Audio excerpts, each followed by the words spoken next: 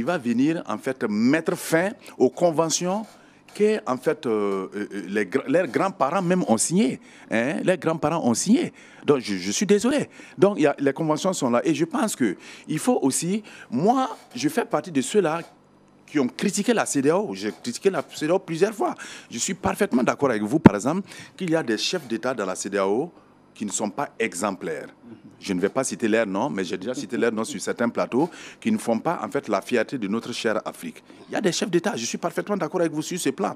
Et c'est ces chefs d'État-là, justement, de par en fait leur égoïsme, leur égoïsme font que nous, population en fait de la CEDEAO, nous regrettons en fait d'être en fait de faire partie, nous regrettons de faire partie en fait de ces cadres CEDEAO. Ok. Alors sinon, il faut reconnaître aussi que la CEDEAO joue un grand rôle, bien sûr, dans l'échiquier et politique régionale. Parce que vous n'êtes pas sans savoir que si aujourd'hui le Burkina est frappé par les sanctions de la CEDEAO, parce que, écoutez, évitons de nous flatter. Parce que quand les gens comparent le Mali au Burkina, les Maliens ont eu le temps de préparer ce qu'ils sont en train de faire. Les Burkinabés n'ont pas eu le temps de le faire. On en vient au Mali. Voilà. Voilà. Donc, non, c'est pour dire simplement que les gens font en fait la confiance. Non, le Mali s'en sort. Ah non, attention, c'est pas la même chose. Si aujourd'hui, nous sommes frappés par les sanctions de la CEDEAO, c'est que nous sommes en train de dire, on ne va plus le dire. Les frontières ne sont pas fermées. Aujourd'hui, là, si on ferme les frontières, les Togo ferment, la Côte d'Ivoire ferme, le Mali est fermé, on va passer par où? On va passer par où? Donc moi je pense qu'il faut éviter de nous flatter. Évitons de nous chatouiller et puis rire. Disons la vérité aux téléspectateurs.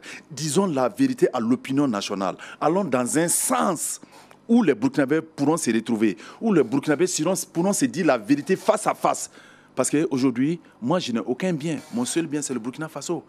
Si aujourd'hui la crise sécuritaire continue, vous voulez que je parte m'exiler où? Je n'ai autre endroit que le Burkina. Mes enfants n'ont autre endroit que le Burkina. Mes frères n'ont autre endroit que le Burkina. Mes parents n'ont autre endroit que le Burkina. Donc notre Burkina, c'est notre fierté et nous devons tout mettre en œuvre pour que le Burkina soit un havre de paix pour nous. Donc nous n'avons pas besoin de dire ce que les gens veulent, d'aller dans le sens de ceux-là qui pensent que c'est eux qui peuvent en fait amener la paix au Burkina Faso sans poser des actes tangibles. Et c'est des actes tangibles dont on a besoin. Parlant de paix, de retour à la sécurité, on voit depuis l'avènement du MPSR, chaque fois des manifestations avec le drapeau d'un pays que je vais citer, la Russie. Même dimanche, on a vu des OSC qui ont manifesté encore pour demander une coopération avec la Russie. Est-ce que vous pensez que c'est cette coopération militaire qui va nous sortir de cette situation? D'accord. Avant de répondre à votre question, permettez-moi de donner une petite précision par rapport à une question que M. Ouedraogo a évoquée, qui est de demander est-ce que depuis la revue de la nomination du haut commandement, est-ce qu'il a eu du résultat sur le terrain? Effectivement, il a eu du résultat sur le terrain. Avant l'avènement du MPSR, le trajet Ouayouya-Titao était impraticable. Mais aujourd'hui, vous pouvez vous renseigner. Voilà, le trajet Ouayouya-Titao est devenu praticable. La dernière fois, il y a eu du ratissage au niveau de Guibo, il y a eu du ratissage au niveau de Fada. Il y a des témoins même qui le disent, des habitants même de ces localités-là qui disent qu'il y a un effort qui a été fourni par nos FDS. Bon, ce qu'il y a lieu de... C'est un début selon vous. Voilà, c'est un début. Et ce qu'il y a lieu de rétablir ici, on ne peut pas demander une femme de tomber enceinte en 2 mois et d'enfanter. Voilà, c'est un mouvement. Les nouvelles autorités, c'est des gens qui viennent d'arriver. Et ce pays-là avait été délaissé il y a 7 années de cela. Donc il faut qu'on sache raison garder. Je suis éperdument d'accord avec M. Ouedraogo qu'on dise la vérité aux téléspectateurs et dire la vérité à l'ensemble des Burkinabés parce que nous n'avons qu'un seul pays. Mais il ne faut pas aussi qu'on se flatte, qu'on se satouille pour rire. Il y a la réalité du terrain qui est là. Et moi, je serais à l'aise pour faire un bilan de l'arrivée de ces nouvelles autorités en 6 mois, en 1 année. Sinon, présentement, ce qu'il est lieu de faire, c'est de prôner l'union, la cohésion sociale et l'union de l'ensemble des Burkinabés pour pouvoir soutenir le processus qui est entamé. Maintenant, pour répondre à votre question, souvent, moi, je pense que des gens se risent en plaisantin que d'être des patriotistes. Ah bon? Oui, effectivement. Parce que, vous savez, si quelqu'un a décrié la France, c'est bien moi. Parce que ce n'est pas la personne, ce n'est pas le pays que j'ai décrié, ce n'est pas la population française que j'ai décrié, mais plutôt leur pratique. politiques françaises. Les pratiques politiques. Je suis en train de vous dire que voilà, je suis parfaitement d'avis qu'il y a eu un accord qui a été signé entre le Burkina Faso et la France. Et je reprends par mot M. Ouedraogo qui avait dit que la CEDEAO et le Burkina, c'est une convention. Mais c'est de quelle convention nous parlons ici? C'est de la même façon avec la France. Est-ce que les accords qui avaient été signés par nos dirigeants là, c'est des accords qui nous arrangent? Est-ce que c'est des accords qui nous apportent?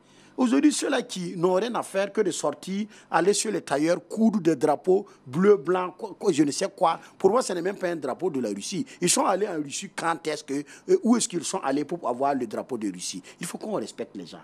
C'est des opportunistes, c'est des instrumentalisés. Moi, je suis quelqu'un qui a attaché à la liberté d'expression. Et nous sommes sortis ici, tout le monde l'a vu, demander la démission du président Roch Kaboré au détriment même de notre liberté. On nous a même à un moment donné refusé l'autorisation, on a forcé pour sortir. Donc je ne me vois pas aujourd'hui m'asseoir sur un plateau pour décrier le fait que des gens veulent sortir se manifester. Mais c'est de quelle manière? Ceux qui veulent que les nouvelles autorités là fassent appel à la Russie, ils ont quelle garantie? C'est quelle garantie qu'ils ont? La Russie, c'est un État comme tout autre État. Et aujourd'hui, si la Russie peut apporter au Burkinabé, c'est à la Russie de manifester. Ça coûte quoi aux Russes? C'est au Burkinabé de faire la demande. Non, attendez, mais tout le monde connaît Poutine là. Poutine, c'est un bon samaritain. Et Poutine ne peut pas dire qu'il ne connaît pas le Burkina Faso. Poutine sait aujourd'hui que le Burkina Faso est dans des besoins. Poutine sait que le Burkina Faso a besoin d'armement, a besoin des hommes pour nous aider à pouvoir remédier à ce problème-là. C'est une coopération gagnant-gagnant aussi. Merci. Maintenant, ceux qui sortent aujourd'hui, qui s'agitent, qui disent que non, le président d'Amiba doit accepter la Russie. Est-ce que depuis qu'il est venu, est-ce qu'il s'est déjà prononcé pour dire qu'il va travailler avec la France ou pas, qu'il va travailler avec un autre État? Pour moi, en ce qui me concerne, moi, l'OTAN, qu'on signe des conventions avec la Roumanie, le Tchad, le Tchécoslovaquie ou l'Afghanistan, si c'est des gens qui vont venir nous apporter, qui vont apporter un changement positif, qui va nous aider à chasser les touristes hors du territoire burkinabé, moi, l'OTAN, je me reconnais dedans. Mais si c'est pour sortir, la majeure partie de ceux qui sortent, qui parlent là, la dernière fois que je suivais leur conférence de presse, la majeure partie là, c'est des militants du MPP. J'ai identifié des gens qui ont fait des campagnes, qui a battu campagne en 2020 pour le MPP. Est-ce qu'ils n'ont pas démissionné aussi avec... Quand est-ce qu'ils vous ont présenté leur démission? C'est pour vous dire, c'est des gens qui ont perdu leur faveur et les avantages qu'ils avaient avec le MPP. Et comme il y a eu de nouvelles autorités qui sont là, ils ne se reconnaissent pas dedans. Qu'est-ce qu'il faut faire? Il faut se cacher derrière une situation et dire qu'ils sont des patriotes, ils sont anti-impérialistes. Il faut qu'on essaie de nouer des conventions avec la Russie. C'est comme je le dis et je le répète. S'il faut signer une convention, s'il faut avoir des accords avec la Russie et que nous allons continuer dans cette merde-là, je dis merde à la Russie. Mais s'il faut signer des accords avec la Russie pour qu'ils nous aident à sortir dans cette merde-là, je suis d'accord et je suis pour la Russie. Pourtant, il y a un membre du comité d'organisation qui disait qu'ils ont refusé d'être manipulés parce que certains voulaient qu'on profite de cette manifestation, demander la libération d'anciens membres de RSP, de l'ex-RSP, et ayant refusé cela maintenant que les gens les en veulent. Là. Est-ce que vous croyez à ça? Pourquoi il n'a pas cité de nom? Moi, l'autre, le jour que je vais venir ici dire qu'un tel a essayé de me manipuler, je vous donnerai son nom. C'est de n'importe quoi. Quand ils ont eu à poser cette initiative-là, ils ont vu que la majeure partie des Burkinabés n'a pas adhéré. C'est une honte à la sorte, quoi. Il faut que les gens, vous savez, nous sommes dans un pays de savane où tout se sait. Il y a un processus qui est entamé. Je le dis et je le répète. Si en 6 mois, les nouvelles autorités n'arrivent pas à répondre aux aspirations des Burkinabés, je serai le premier à vous appeler pour venir dans ce plateau et décrier les autorités actuelles. Mais du moment où ils sont venus, il n'y a même pas 2 mois, il faut que les gens là cessent les agitations, il faut que les gens là cessent de vouloir mettre des bâtons dans les roues de nouvelles autorités. Nous n'avons pas besoin de ça.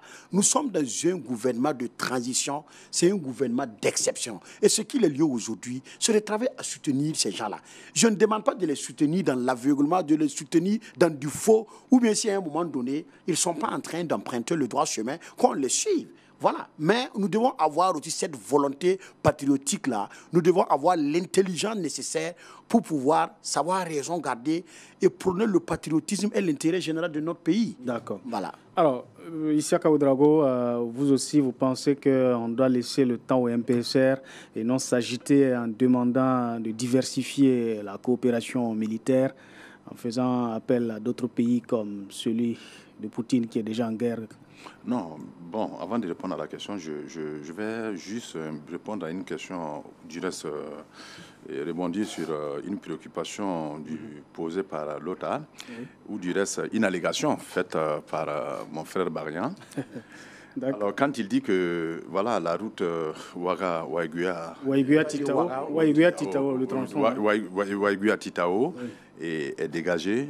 Vraiment, je suis très satisfait de cela. Ça me va droit au cœur. Mais vous savez, quand le président Roch Christian Kaboré était toujours au pouvoir, il y a toujours eu des situations de ce genre. Si vous avez souvenance, on nous a dit à des moments donnés que l'armée a pu sécuriser des villages, a débarrassé certains villages des terroristes, des mains des terroristes. Mais en fait, nous, ce n'est pas une libération temporaire qui nous intéresse, mais c'est une libération définitive qui nous intéresse. Ce n'est pas l'effet de publicité qui m'intéresse moi, ou ce n'est pas l'effet d'annonce qui m'intéresse moi, mais c'est l'effet réel qui m'intéresse, un effet durable qui m'intéresse. On a sécurisé la zone, ça fait un effet de publicité, et 3 jours, 4 jours, pam, on dit encore, la route est impraticable. Et vous savez très bien que ce n'est pas la première fois que cela se passe. C'est comme ce que je vous ai dit.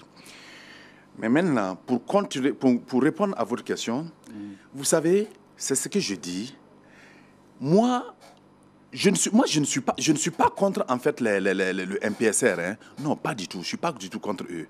Et je pense qu'en tant que président du CISAC, du Conseil d'information et de suivi des actions du gouvernement, la seule préoccupation que je dois avoir dans ma tête, c'est aider mon pays à sortir de toutes les situations difficiles. C'est pourquoi, justement, nous travaillons pour le suivi de l'action gouvernementale, pour donner nos conseils à l'action gouvernementale. Mais nous ne faisons pas non plus de différence entre les gouvernants. Nous disons tout gouvernement au Burkina Faso, parce que les gouvernements sont là pour le bien-être des Burkinabés. Ce n'est pas pour, en fait, nuire aux Burkinabés. Ça, c'est la mission principale, en fait, de tout gouvernement au Burkina Faso. Mais cela ne doit pas nous amener à fuir nos responsabilités, à penser ce que les gens veulent, à dire ce que les gens veulent. Quand il y a eu le coup d'État, les gens, tout de suite, ont pensé que c'était la libération du pays. C'est ce que le citoyen lambda pensait.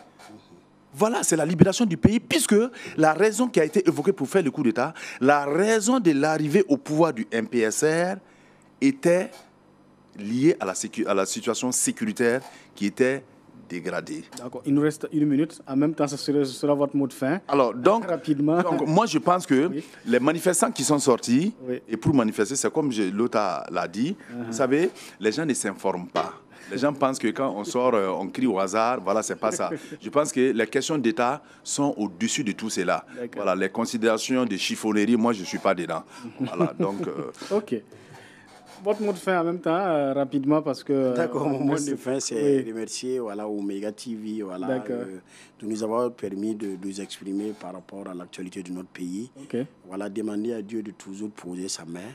Voilà, pour que la culture revienne au Burkina Faso, pour que la sécurité revienne, et qu'il y ait la paix du cœur et la vraie réconciliation pour l'ensemble des Burkinabés. Amen. Je pense que c'est votre souhait également. C'est mon souhait également. Merci à vous d'être passé à l'émission Sujet à la Une qui s'achève. Je recevais un rappel Isiaka Ouedraogo. Il est le président du CISAC, le Centre d'information, le conseil plutôt d'information et de suivi des actions du gouvernement CISAC. Également